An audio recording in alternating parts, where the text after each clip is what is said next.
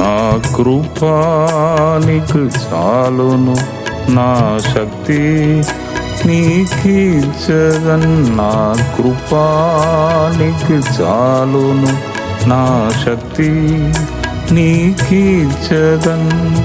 Grace grace కృపా కృపా, grace grace కృపా కృపా, గ్రేస్ గ్రేస్ కృపా కృపా, గ్రేస్ గ్రేస్ కృపా కృపా.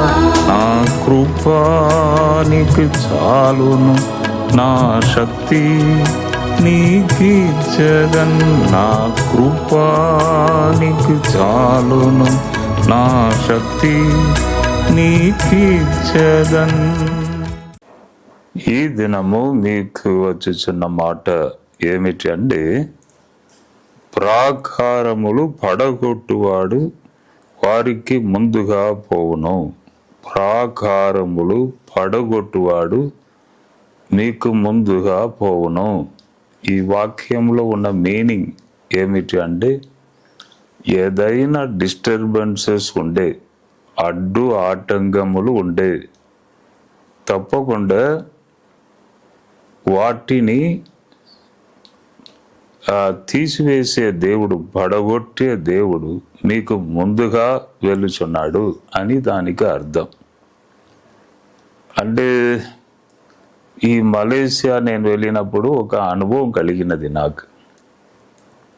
ఇక్కడ మన దేశంలో ఉన్నప్పుడే, నేను ప్రార్థనలో ఉన్నప్పుడు ఒక స్థలంలో ఏం మాట్లాడాలి అన్నీ నాకు ఇచ్చేశాడు. అక్కడ ఎవరిని పిలవాలి, ఎవరు వస్తారు, నీవు ఏం చెప్పాలి, అన్నీ ప్రభు నాకు ఇచ్చేశాడు.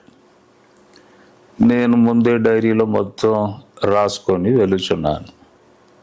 చూడండి, ఏలియా ప్రవక్త దేవుడే, యెహోవాయే నిజమైన దేవుడని నిరూపించినప్పుడు అన్ని కన్ఫామ్తో వెళ్ళాడు. ముందే కన్ఫామ్. అక్కడ పోయి నాకు అది కనబడుచున్నది, ఇది కనబడుచున్నది అని కాదు.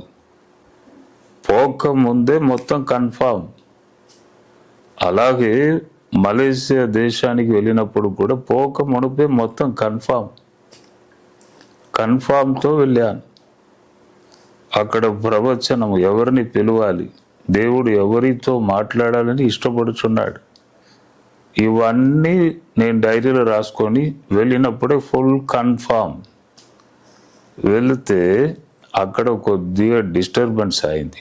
డిస్టర్బెన్స్ అని అంటే, ఆ చర్చి పాస్టరు జపాన్ దేశం వెళ్ళిండు. జపాన్ దేశం వెళ్ళి లాస్ట్ టైంలో వచ్చిండు.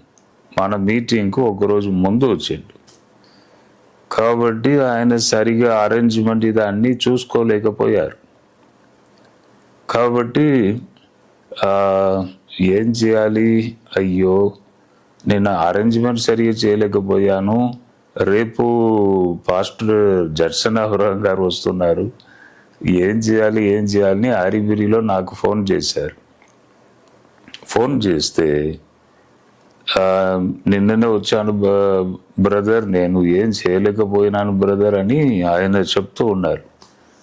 అంటే నేను చెప్పాను, ప్రభు ఏది మాట్లాడాలో నాకు ఇచ్చేశాడు, కాబట్టి మీరు ట్రై చేయండి, దేవుడు కార్యం చేస్తాడు, ఎవరిని తీసుకురావాలనో తీసుకొస్తాడు అని ఒక మాట చెప్పంగానే వెంటనే ఓకే అయ్యా, ఓకే, నేను వెంటనే అన్ని ఏర్పాట్లు చేస్తానని టకని అన్నీ చేశారు. మంచిగా జనం వచ్చారండి. ఒక స్పెషల్ మీటింగ్ ఏర్పాటు చేస్తే ఎట్లా వస్తారు జనం, అట్లా వచ్చారు. వస్తే ప్రభు నాకు చెప్పిన మాటలన్నీ చెప్పాను. అక్కడ ఒక ఫ్యామిలీని పిలిచాను. 2 పిల్లలు, ఒక బాబు ఒక పాప, 2 ఇంత హైట్లో ఉన్నారని కరెక్ట్గా హైట్ చూపించాను. హైట్ చూపించి, అంటే తల్లి ఏదో ఒక కంపెనీలో పని చేస్తుంది అని చెప్పాను. చెప్తే కరెక్ట్గా ఫ్యామిలీ ముందుకు వచ్చారండి. ఇది అందరికీ ఆశ్చర్యమును పుట్టించినది అక్కడ మలేషియా దేశంలో. తర్వాత ఒక బిజినెస్ చేస్తున్న ఒక వ్యక్తిని పిలిచాను, కరెక్ట్గా వచ్చారు. ఈ 2 ప్రవచనాలు అందరికీ ఆశ్చర్యమును కలుగజేసినది. నేను ఎందుకు చెప్తున్నానంటే, దేవుడు నాకు ఏం మాట్లాడాలి, ఏం చెప్పాలి అని చేశాడు. కానీ అపవాది మెల్లిగా డిస్టర్బ్ చేశాడు.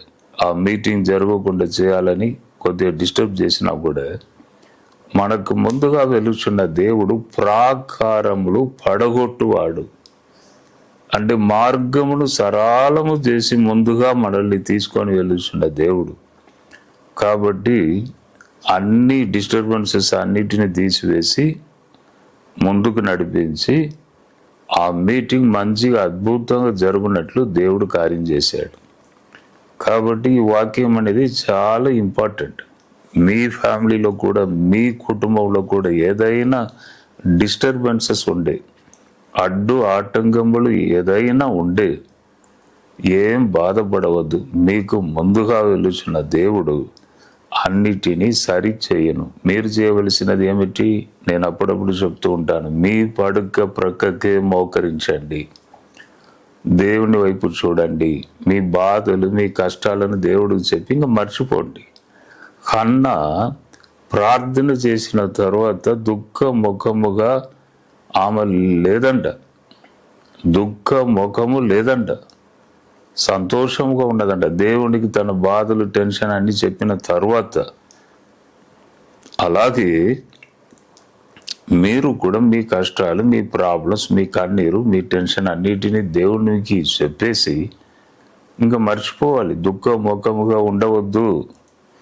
ప్రభు త్వరగా రాబోచున్నాడు, సిద్ధపడాలి, సిద్ధపరచాలి. ఈ సంవత్సరం చూడండి, స్టార్టింగ్లోనే యుద్ధం స్టార్ట్ అయింది. అంటే దానికి బైబిల్ గ్రంథంలో ఉన్న లెక్కలకు సంబంధం ఉన్నది.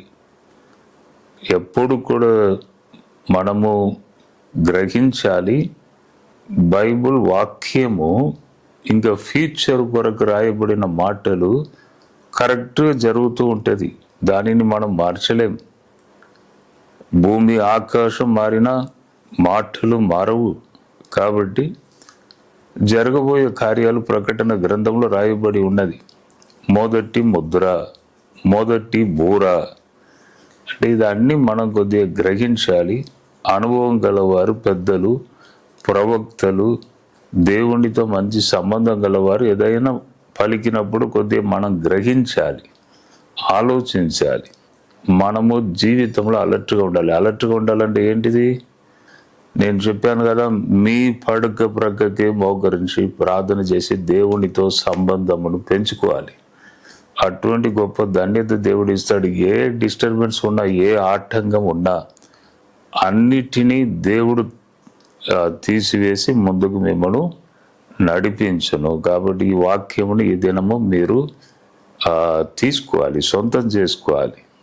మీ బిజినెస్లో, మీ ఆదాయంలో, మీ జాబ్లో ఏదైనా ఆటంకంలో ఉంటే దేవుడు తప్పకుండా తీసివేస్తాడని పూర్తిగా నమ్మండి. ప్రభు మిమ్మల్ని దీవించును గాక. ప్రార్థన చేస్తాం.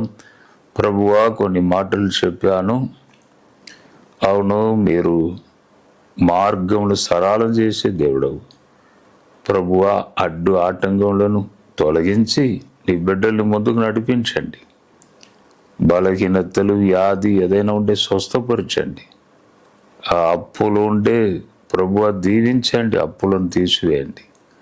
In the name of Jesus, in the name of Jesus, యేసు నామములో మేము ప్రార్థన చేస్తున్నాం. ప్రతి ఫ్యామిలీపై వచ్చుచున్న బ్లెస్సింగ్ ప్రభువా కుమ్మరించండి తండ్రి. కొరతలను తీసివేయండి, సమృద్ధి కలుగజేయండి. ఘనత, మహిమ నీకే మేము చెల్లిస్తున్నాం. యేసు నామంలో అడిగి వేడుకొనుచున్నాను తండ్రి, ఆమేన్. జడ్సన్ అబ్రహాం యూట్యూబ్ ఛానల్ని సబ్స్క్రైబ్ చేసుకోండి, లైక్ చేయండి, షేర్ చేయండి, ఇతరులకు చెప్పండి. ప్రభు మిమ్మల్ని దీవించును గాక. God bless you, God bless you, God bless you.